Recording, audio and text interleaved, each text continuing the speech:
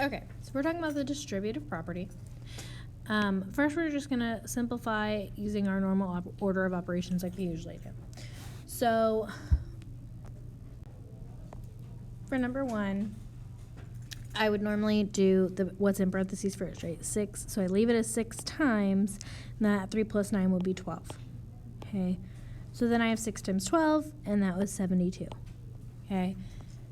Same thing here. I do what's in the parentheses first. So I have 5 times 11, so then I have 55. 2 times 8 minus 4 is 4, so my answer is 8. Okay. That's how we usually do things. When you see parentheses, you do that. Now, what if I don't know one of the numbers? What if I have a variable like this? 7 times x plus 2. Well, I don't know what x is, so I can't add x and 2 if I don't know what x is, right? So that's where the distributive property comes into play. The distributive property allows us to multiply each term inside parentheses by the number outside the parentheses.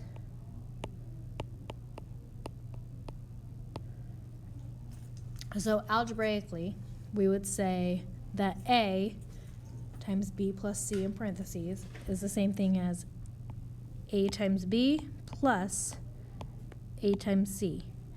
A times b minus c in parentheses would be the same thing as a times b minus a times c. So it's just everything on the outside of the parentheses gets distributed or multiplied by everything inside. So be careful with your signs when you're multiplying positives and negatives. So we haven't talked a whole lot about that, but we won't work a whole lot with the negative parts of things. So think of it this way. Each of the 4 members of the Robinson family ordered a drink, D. So drink is D. 2 slices of pizza, P. And an ice cream cone, C. So if I write that as a distributive property, okay, or using the distributive property, think of this as being 4 times D plus 2P, because there's 2 of those, right, plus C. So if I distribute that 4, I would have 4D is 4 times D, plus 8P is 4 times 2, plus 4C, because just 4 times C. Okay. Likewise, if I have 5, so using this area model or the array here, I have 5 times 3x. That would be 15x. The variable doesn't go anywhere, right? I can multiply the 5 and the 3, but that variable is still there. And then 5 times 2 is 10. So it would be 15x plus 10. Okay, here I would have 7 times x, which is just 7x. 7 times minus 9. So just think of that as being your subtraction symbol. So it would be 7x minus 7 times 9, which is 63. Okay. Go to the next page. So we're going to look at it using expanded and simplest form. So that expanded form is showing the multiplication when you distribute.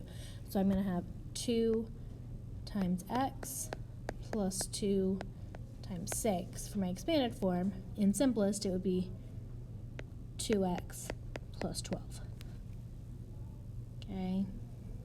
Likewise for 7, I have 7 times 5 plus 7 times p. So that would be 35 plus 7p. Okay. For 8, so 8 times 7 minus, there's a subtraction symbol there, 8 times g, so that would be, in simplest form, 56 minus 8g. Same thing for 9. 12 times r minus 12 times 9. So 12r minus 108. Okay.